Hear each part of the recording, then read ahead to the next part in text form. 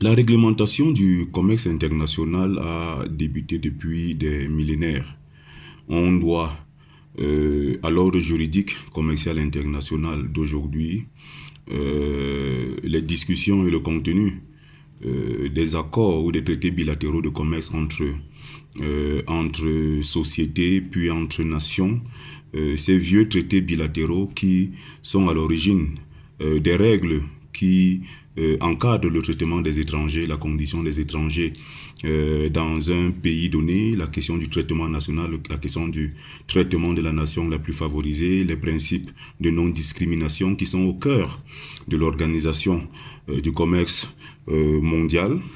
C'est donc à partir de ces vieux traités bilatéraux entre États que, au lendemain de la Seconde Guerre mondiale, en 1945, des discussions vont commencer pour la création d'une grande organisation devant organiser et encadrer, administrer au plan international le commerce international.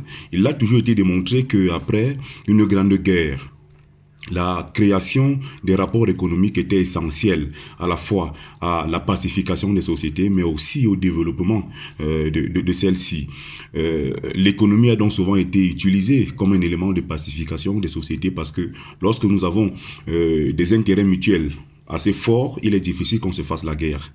Et donc, le multilatéralisme du lendemain de la Seconde Guerre mondiale qui va aboutir à la création du GATT en 1945 et finalement au GATT de 1994 qui va devenir l'OMC remonte donc à très loin. Mais il faut dire que l'organisation de ce commerce international est essentiellement inégalitaire. Vous avez des grandes nations qui ont commencé à s'organiser, qui ont commencé à participer au commerce international depuis des siècles, qui ont donc, pour la plupart de ces sociétés, une longue expérience en matière de discussion commerciale, mais qui sont d'abord des sociétés très anciennes et qui, en termes de développement, ont une avancée considérable par rapport aux pays devenus indépendants autour de la décennie 1960. Vous avez des sociétés comme les États-Unis dont l'indépendance remonte à plusieurs siècles, les pays comme la France dont l'histoire politique et finalement, la structuration autour de l'État date de plusieurs siècles aussi. Vous avez la plupart des nations occidentales qui sont des nations de plusieurs siècles.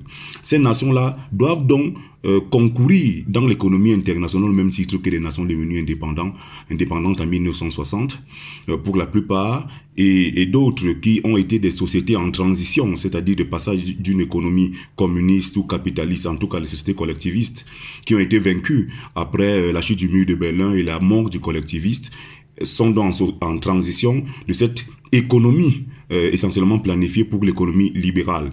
C'est donc des relations totalement inégalitaires, mais avec des règles qui sont supposées garantir une compétition qui sont une compétition égale. Les règles donc du commerce international sont des règles essentiellement inégalitaires qui ne peuvent pas permettre le développement des sociétés africaines à l'heure actuelle et dans les conditions dans lesquelles ces règles ont été structurées. Il est inadmissible que l'on puisse bâtir des règles qui sont supposées être des règles égalitaires pour régir des relations entre sociétés totalement inégalitaires. L'économie et le commerce international est structuré autour de trois pôles aujourd'hui depuis les règles de l'OMC. Nous avons le pôle des marchandises, nous avons le pôle des services et le pôle de la propriété intellectuelle. Pour arriver aux questions de propriété intellectuelle ou des services, il faut avoir atteint un niveau d'industrialisation qui permet justement de créer plus de valeur ajoutée avec la démultiplication des produits issus de la transformation. Les sociétés africaines aujourd'hui, dans le contexte actuel, ne transforment pratiquement rien parce qu'elles n'ont pas d'industrie. Elles ont même encore des problèmes en termes de production, ce qui fait que satisfaire la demande locale est déjà une grande gageure. Si vous ne produisez pas suffisamment, vous ne pouvez rien transformer. Si vous ne pouvez rien transformer, il est difficile qu'il y ait une véritable économie des services. Et si vous n'êtes pas dans la logique de la transformation, il est difficile d'être dans une dimension de propriété intellectuelle, d'invention et de brevets. Donc, la plupart des sociétés africaines sont exclues de près de 80% du commerce mondial parce qu'aujourd'hui, le commerce des marchandises, en tout cas principalement des produits de base, le commerce des produits de base est de l'ordre d'environ 20% du commerce, du flux des échanges mondiaux. Et donc, ce n'est que dans ces 20% que l'Afrique doit se battre pour gagner des parts de marché. Et vous savez que les produits de base subissent une grande variation du fait des prix.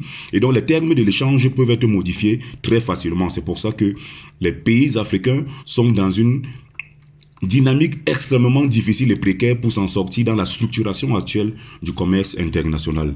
C'est une discussion que j'aurai tout à l'heure avec mes étudiants, avec les auditeurs et les experts qui viennent des différents pays africains, que je suis en train d'encadrer dans ce grand débat sur les fondements juridiques du commerce international.